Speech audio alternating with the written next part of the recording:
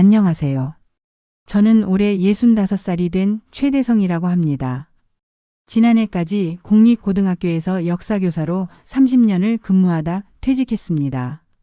아이들에게 우리나라 역사를 가르치며 보낸 세월이 꿈처럼 지나갔네요. 30년이란 시간이 짧지 않았지만 매일 아침 8시에 출근해서 오후 5시에 퇴근하는 일상이 때로는 너무 갑갑하게 느껴졌습니다. 제 인생은 늘 시간표에 맞춰 살아왔어요.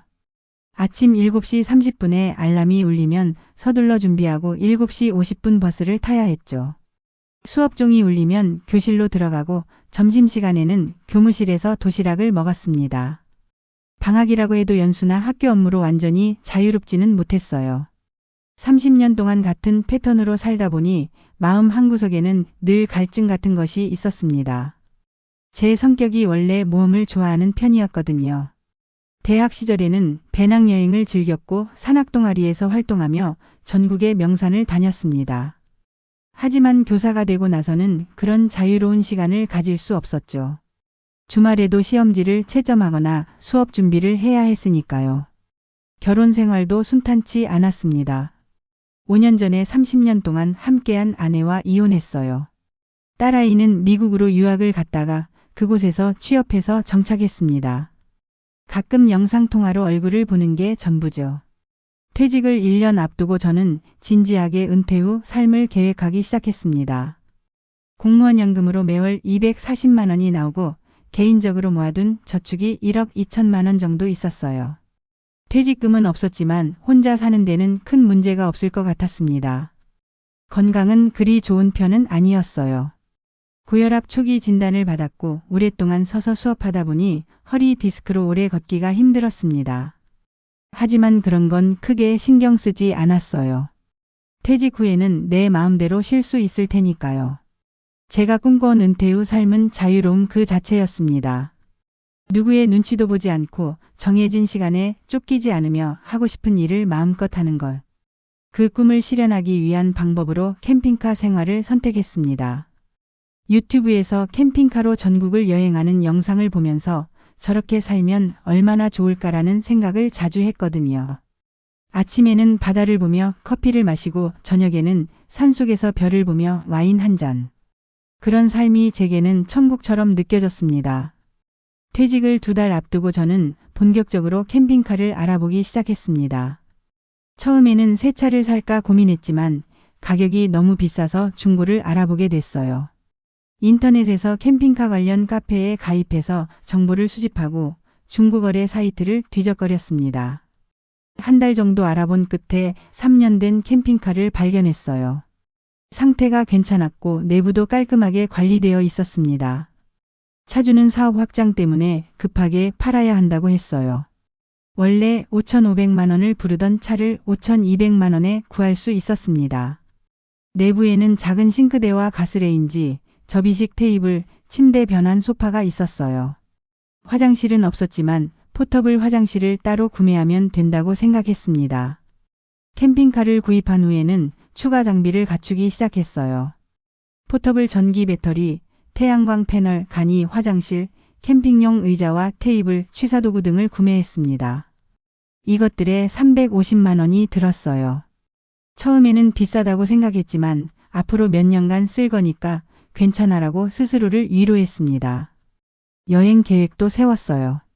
첫 달은 동해안을 따라 북쪽으로 올라가고 2번째 달은 서해안을 따라 남쪽으로 내려오는 코스였습니다. 대략적인 일정만 잡고 나머지는 그때그때 마음 가는 대로 결정하기로 했어요. 자유로운 여행이 목적이었으니까요. 출발 전날 저는 너무 설레서 잠을 이루지 못했습니다. 마치 첫 소풍을 앞둔 아이처럼 가슴이 두근거렸어요. 드디어 내가 꿈꿔왔던 자유로운 삶을 살게 되는구나라는 생각에 밤새 흥분했습니다. 여행 첫날 저는 동해안으로 향했습니다. 목적지는 강원도 양양이었어요. 교직에 있을 때는 항상 방학 때만 짧게 다녀올 수 있었던 곳이었죠. 이제는 마음껏 시간을 보낼 수 있다는 생각에 기분이 좋았습니다. 양양에 도착했을 때는 이미 해가 저물고 있었어요. 해변가 근처 캠핑장에 자리를 잡고 처음으로 캠핑카에서 밤을 보냈습니다. 창문 너머로 들리는 파도 소리, 밤하늘의 별들. 정말 꿈 같은 시간이었어요. 아, 이런 게 진짜 삶이구나라는 생각이 들었습니다. 다음 날 아침 해변에서 일출을 보며 직접 내린 커피를 마셨어요. 그 순간의 행복감은 말로 표현하기 어렵습니다. 30년 동안 아침마다 서둘러 출근 준비를 하던 제가 이제는 바다를 바라보며 여유롭게 아침을 맞이하고 있었으니까요. 첫 주는 정말 행복했습니다. 낮에는 근처 마을을 구경하거나 해변을 산책했고 저녁에는 캠핑카 앞에서 작은 화로를 피워 고기를 구워 먹었어요. 와인 한 잔과 함께하는 저녁 식사는 그 어떤 고급 레스토랑보다 근사했습니다. 양양에서 이틀을 보낸 후 저는 속초로 이동했어요. 속초 외곽의 한적한 곳에 캠핑카를 세우고 근처 재래시장에서 장을 봤습니다. 신선한 해산물로 직접 요리를 해 먹으며 행복한 시간을 보냈어요. 아침에는 근처 카페에 가서 커피를 마시며 책을 읽었고 오후에는 해변을 걸었습니다. 디스크 때문에 오래 걷기는 힘들었지만 그래도 자연 속에서 시간을 보내는 것만으로도 충분히 만족스러웠어요. 하지만 일주일쯤 지났을 때 첫 번째 문제가 나타났습니다. 캠핑카 생활이 생각보다 불편했어요. 좁은 공간에서 요리를 하는 것은 상상했던 것보다 훨씬 번거로웠고 샤워 시설이 없어 매일 공용 샤워장을 이용해야 했습니다. 처음에는 이런 불편함이 캠핑의 묘미라고 생각했지만 시간이 지날수록 점점 힘들게 느껴졌어요. 그리고 예상보다 비용이 많이 들었습니다. 캠핑장 이용료가 하루에 3만 원에서 5만 원 정도 했고 기름값도 만만치 않았어요. 대형 차량이다 보니 연비가 좋지 않았거든요. 요리를 직접 하려고 했지만 번거로움 때문에 점점 외식이 늘어났습니다. 결국 첫 달 생활비로 예상했던 150만 원을 훌쩍 넘겨 200만 원 가까이 쓰게 됐어요. 두 번째 주부터는 강원도 내륙 지역으로 이동했습니다. 산속에서의 캠핑은 또 다른 경험이었어요. 밤이 되면 너무 어두워서 조금 무서웠지만 그래도 자연과 함께하는 시간은 평화로웠습니다. 낮에는 근처 계곡에서 시간을 보내고 저녁에는 캠핑카 안에서 책을 읽었어요. 그런데 세 번째 주가 되자 더 큰 문제가 생겼습니다. 비가 내리기 시작한 거예요. 처음에는 비 오는 날에 캠핑카도 운치 있겠지라고 생각했지만 현실은 달랐습니다. 좁은 공간에 갇혀 있으니 답답했고 습기 때문에 옷과 침구가 눅눅해졌어요. 캠핑카 지붕에 떨어지는 빗소리는 처음에는 낭만적이었지만 이틀째가 되자 소음으로 느껴졌습니다. 그리고 가장 큰 문제는 화장실이었어요. 포터블 화장실을 구입했지만 매일 비우고 청소하는 게 너무 번거로웠습니다. 특히 비 오는 날에는 더욱 불편했어요. 결국 화장실이 있는 유료 캠핑장만 이용하게 됐고 이것 때문에 추가 비용이 계속 발생했습니다. 한 달이 지날 무렵 저는 점점 지쳐가고 있었어요. 처음의 설렘과 자유로움은 사라지고 불편함과 외로움이 찾아왔습니다. 특히 밤에 혼자 있을 때면 외로움이 심했어요. 교직에 있을 때는 매일 학생들과 동료 교사들을 만났는데 이제는 대화할 사람이 거의 없었습니다. 가끔 캠핑장에서 만나는 다른 캠퍼들과 이야기를 나누긴 했지만 그것만으로는 부족했어요. 한 달 반 정도 지났을 때 저는 강원도에서 충청도로 이동했습니다. 이 과정에서 또 다른 문제가 발생했어요. 제 허리 디스크가 심하게 도졌습니다. 평소에도 디스크 통증이 있었지만 장시간 운전을 하면서 상태가 급격히 나빠진 거예요. 하루에 2~3시간 이상 운전하는 것이 너무 고통스러웠습니다. 충청북도 단양에 도착했을 때는 거의 움직일 수 없을 정도였어요. 근처 병원에 가서 진통제를 처방받고 이틀 동안 캠핑카에서 누워만 있었습니다. 좁은 침대에 누워있는 동안 이게 내가 꿈꾸던 자유로운 삶인가? 라는 생각이 들었어요. 아픈데 혼자 있으니 더 힘들었습니다. 학교에 있었다면 보건실에서 쉴 수도 있고 동료 선생님들이 도와줬을 텐데 말이죠. 병원비도 예상치 못한 지출이었습니다. 보험이 있긴 했지만 본인 부담금과 약값으로 10만 원 가까이 썼어요. 그리고 아프다 보니 직접 요리할 수 없어서 배달 음식이나 편의점 음식으로 끼니를 해결했습니다. 건강에도 지갑에도 좋지 않았죠. 건강이 조금 나아진 후 저는 충청남도 태안으로 향했습니다. 서해안의 바다를 보고 싶었거든요. 하지만 태안으로 가는 길이 험했습니다. 비포장도로를 지나가야 하는 구간이 있었는데 캠핑카가 흔들릴 때마다 허리에 통증이 찾아왔어요. 게다가 길을 잘못 들어 한참을 헤맸습니다. 내비게이션이 캠핑카 높이를 고려하지 않아서 통과할 수 없는 낮은 다리로 안내했거든요. 우회하느라 시간도 많이 걸리고 기름도 더 소비했습니다. 태안에 도착했을 때는 이미 저녁이었어요. 캠핑장을 찾았지만 주말이라 자리가 없었습니다. 세 군데를 돌아다닌 끝에 겨우 자리를 구했지만 가격이 평일보다 10,000원이나 더 비쌌어요. 이런 예상치 못한 상황들이 계속 발생했습니다. 또 하나의 큰 문제는 날씨였어요. 가을이 깊어지면서 밤에는 기온이 많이 떨어졌습니다. 캠핑카에는 히터가 있었지만 연료를 많이 소모했어요. 밤새 히터를 틀어놓으면 다음날 기름을 가득 채워야 했습니다. 추위를 참고 히터를 끄면 새벽에 너무 추워서 잠을 이룰 수 없었고요. 이불을 두껍게 준비했지만 그래도 추웠습니다. 식사 문제도 점점 심각해졌어요. 처음에는 열심히 요리를 했지만 시간이 지날수록 귀찮아졌습니다. 캠핑카 안에 작은 싱크대에서 설거지하는 것도 불편했고 가스레인지로 요리하면 차 안에 음식 냄새가 가득 찼어요. 결국 대부분의 식사를 외부에서 해결하게 됐고 이는 예산 초과로 이어졌습니다. 고혈압 약도 문제였어요. 정기적으로 병원에 가서 약을 받아야 했는데 여행 중이다 보니 병원 방문이 쉽지 않았습니다. 한 번은 약이 떨어져서 급하게 근처 병원을 찾아야 했는데 주말이라 문을 연 병원이 없었어요. 결국 응급실에 가서 처방받았지만 비용이 많이 들었습니다. 가장 힘들었던 것은 외로움이었어요. 처음에는 혼자만의 시간이 좋았습니다. 책도 읽고 생각도 정리하고 풍경도 즐기면서요. 하지만 한 달이 넘어가자 대화가 필요해졌어요. 가끔 딸에게 영상통화를 했지만 시차 때문에 자주 할 수 없었습니다. 캠핑장에서 만나는 사람들과 이야기를 나누려고 했지만 대부분 가족 단위의 캠퍼들이라 깊은 대화를 나누기 어려웠어요. 밤에는 특히 무서웠습니다. 한 번은 깊은 산속 캠핑장에서 자고 있는데 밤중에 캠핑카 주변을 돌아다니는 소리가 들렸어요. 너무 무서워서 밤새 잠을 이루지 못했습니다. 나중에 알고 보니 야생고란이었지만 그때의 공포는 정말 컸어요. 혼자 여행하는 노인이다 보니 안전에 대한 불안감도 컸습니다. 또 다른 문제는 인터넷 연결이었어요.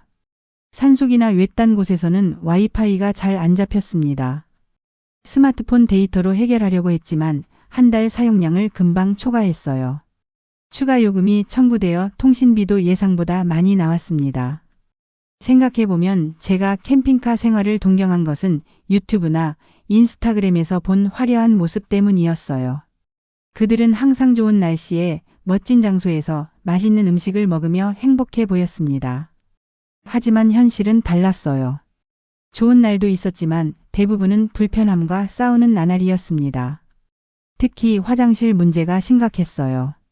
포터블 화장실은 사용 후 비워야 하는데 이게 정말 불쾌한 일이었습니다. 캠핑장에 화장실이 있어도 밤중에 가려면 캠핑카에서 나가야 했고 이는 특히 비 오는 날이나 추운 날에 큰 고통이었어요. 한 번은 밤중에 화장실에 가다가 발을 헛디뎌 넘어진 적도 있었습니다. 다행히 큰 부상은 아니었지만 며칠 동안 무릎이 아팠어요. 세탁 문제도 있었습니다. 옷을 어디서 빨래해야 할지 고민이었어요. 캠핑장에 세탁기가 있는 곳도 있었지만 대부분은 없었습니다. 결국 일주일에 한 번씩 세탁소를 찾아가거나 코인 세탁소를 이용했어요. 이것도 추가 비용이었고 번거로운 일이었습니다. 한 달 반이 지났을 때 저는 진지하게 캠핑카 생활을 계속할지 고민하기 시작했어요. 처음의 설렘은 사라지고 현실적인 문제들만 남아 있었습니다. 연금으로 생활하기에는 예상보다 비용이 많이 들었고 건강 문제도 점점 심각해졌어요. 그러던 중 결정적인 사건이 있었습니다. 전라북도로 이동하던 중 캠핑카에 작은 사고가 났어요. 좁은 도로에서 가로수와 긁히면서 차체에 긁힘이 생겼습니다. 큰 사고는 아니었지만 수리비로 50만 원 가까이 들었어요. 이 사고로 저는 더 이상 캠핑카 운전에 자신감을 갖지 못했습니다. 특히 좁은 도로나 주차장에서의 운전이 너무 스트레스였어요. 결국 여행을 시작한 지 2달 만에 저는 캠핑카를 팔기로 결정했습니다. 중고거래 사이트에 올렸더니 다행히 빨리 구매자가 나타났어요. 5,200만 원에 산 차를 4,500만 원에 팔았습니다. 700만 원의 손해였지만 더 이상 이 생활을 계속할 수 없다는 생각에 그냥 팔았어요. 캠핑카를 판 후 저는 서울 외곽의 작은 원룸을 월세로 얻었습니다. 보증금 1,000만 원에 월세 50만 원이었어요. 처음 들어갔을 때 그 좁은 공간이 너무 넓게 느껴졌습니다. 안정적인 화장실과 샤워 시설, 편안한 침대가 있다는 것이 얼마나 감사한지 모르겠더라고요. 원룸 생활은 생각보다 만족스러웠습니다. 아침에 일어나면 근처 카페에 가서 커피를 마시며 신문을 읽었어요. 가끔 같은 시간에 오는 단골들과 인사를 나누게 됐고 점차 대화를 나누는 사이가 됐습니다. 대부분 저처럼 은퇴한 분들이었어요. 우리는 서로의 경험과 생각을 나누며 즐거운 시간을 보냈습니다. 오후에는 동네 도서관에 가서 책을 읽거나 근처 공원을 산책했어요. 디스크 때문에 오래 걷지는 못했지만 천천히 걸으며 계절의 변화를 느끼는 것도 좋았습니다. 일주일에 2번은 근처 헬스장에 가서 가벼운 운동을 했어요. 트레이너의 도움을 받아 디스크에 무리가 가지 않는 운동법을 배웠습니다. 저녁에는 집에서 간단히 요리를 해 먹거나 가끔 근처 식당에 가서 식사를 했어요. 혼자 먹는 밥이지만 캠핑카에서보다 훨씬 편안했습니다. 주말에는 영화관에 가거나 미술관을 구경했어요. 서울에는 문화생활을 즐길 수 있는 곳이 많았습니다. 한 달에 1번 정도는 기차를 타고 근교 여행을 했어요. 하루나 이틀 정도 여행하고 돌아오는 것이 저에게는 딱 맞는 여행 방식이었습니다. 무리하게 장기간 여행하지 않으니 건강에도 무리가 가지 않았고 비용도 적게 들었어요. 지금 생각해보면 캠핑카 생활은 저에게 큰 교훈을 주었습니다. 자유롭게 살고 싶다는 막연한 꿈만 줬다가 현실적인 부분을 간과했던 거예요. 노후에는 화려한 모험보다 안정감이 더 중요하다는 것을 깨달았습니다. 특히 건강 문제를 심각하게 고려하지 않은 것이 가장 큰 실수였어요. 고혈압과 디스크가 있는 상태에서 장시간 운전과 불편한 환경에서의 생활은 제 건강을 더 악화시켰습니다. 지금은 정기적으로 병원에 다니며 건강 관리를 하고 있어요.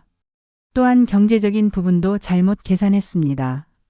캠핑카 생활이 집에서 사는 것보다 비용이 적게 들 것이라고 생각했는데 실제로는 훨씬 많은 돈이 들었어요.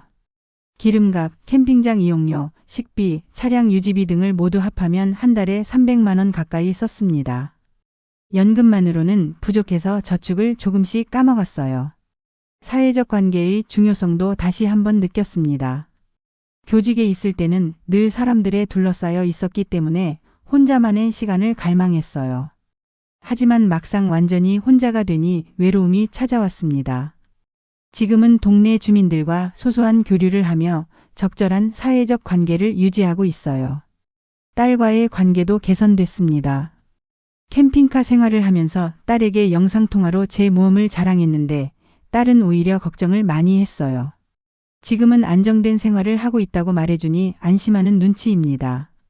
최근에는 딸이 여름휴가 때 한국에 오겠다고 했어요. 5년 만에 방문입니다. 정말 기대가 됩니다. 요즘은 제가 역사교사였던 경험을 살려 동네 도서관에서 한국사 강의를 자원봉사로 하고 있어요. 일주일에 1번, 2시간 정도 어르신들에게 우리 역사를 쉽게 풀어 설명해 드립니다. 학생들을 가르치던 때와는 다른 매력이 있어요. 어르신들은 진지하게 들어주시고 본인들의 경험담도 나눠주십니다.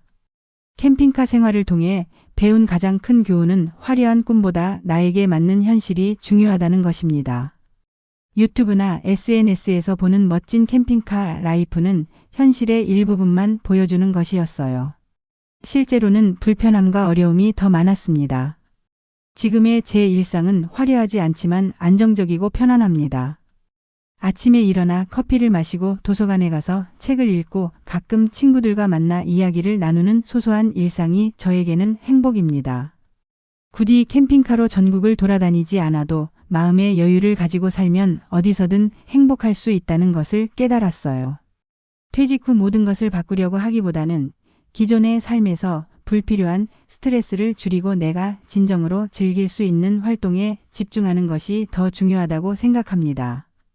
저에게는 책을 읽고 역사를 가르치고 가끔 짧은 여행을 다니는 것이 그런 활동이었어요. 캠핑카 생활은 실패였을지 모르지만 그 경험을 통해 제 자신에 대해 더 잘 알게 됐습니다. 저는 무엇보다는 안정을 더 중요시하는 사람이었고 완전한 자유보다는 적절한 구조가 있는 삶이 더 맞았어요.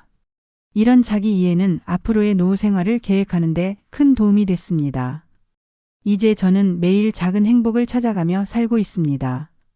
오늘 아침에 본 예쁜 꽃, 카페에서 만난 친절한 사람, 맛있게 먹은 저녁 식사 같은 소소한 것들에 감사하며 살아가고 있어요.